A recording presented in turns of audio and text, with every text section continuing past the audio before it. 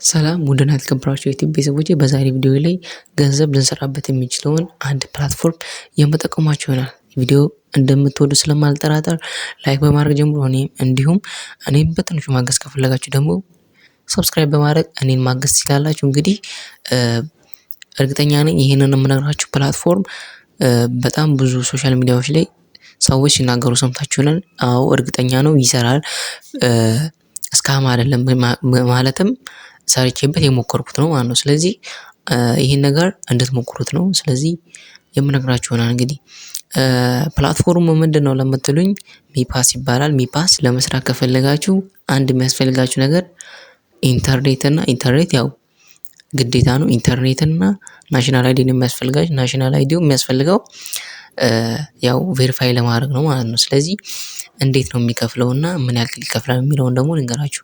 የሚከፍለው እንግዲህ ኢንቫይቴሽን ነው። ኢንቪቴሽን ይከፍላል። እንግዲህ እስካሁን እስካጣራሁበት ሰዓት ድረስ በኢንቪቴሽን ነው የሚከፍለው። ማለትም ሰዎችን ወደ ፕላትፎርሙ በጋበዝን ቁጥር የሆነ የሚያስብልን ፖይንት አለ። እነዛ ፖይንቶች ተጠራቅመው ነው ለኛ ክፍያ ወይም ክፍያ የሚፈጽምልን ማለት ነው። ክፍያው እንዴት ነው ምን ያክል ነው ለምትሉኝ አንድ ሰው ስጋብዙ 0.1 የሆነ ፖይንት ይሰጣችኋል። እንግዲህ 0.1 ፖይንቷ በአንድ ሰው ነው። እንግዲህ ለምሳሌ 10 ሰው ብጋብዙ አንድ ይሆናል ማለት ነው። አንድ ፖይንት ይኖራቸዋል።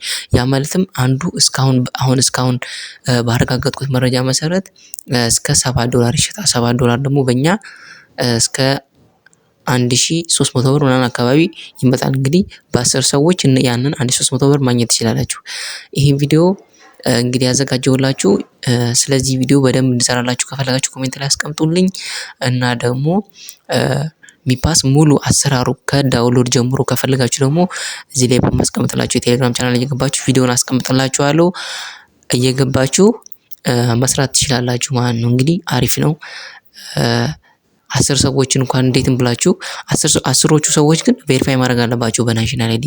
ናሽናል አይዲ ያለው ሰው በሙሉ ይሄን ነገር መስራት አለበት ማለት ነው። ምክንያቱም የማይሰሩ ሰዎች ካሉ ችግር የለም። እናንተ ግን ቶሎ ብላችሁ ሰዎች ብዙ ጊዜ ኢንቪቴሽን እየያዙ ስለሆነ በአንድ ስልክ ደግሞ አንድ ጊዜ ነው የሚቻለው። ስለዚህ ቶሎ ብላችሁ ናሽናል አይዲ ያለው ሰው ካገኛችሁ ኢንቫይት በማድረግ ገንዘብ መስራት ትችላላችሁ። እንደነገርኳችሁ እዚህ ጋር ያለው የቴሌግራም ቻናል እየገባችሁ ሙሉ እንዴት አድርገን አፕሊኬሽኑን እንደምናወርደው እንዴት አድርገን ቬሪፋይ እንደምናደርግና እንዴት አድርገን እንደምንሰራ የማስቀምጥላችሁ ይሆናል በቴሌግራም ቻናል። ይመቻችሁ።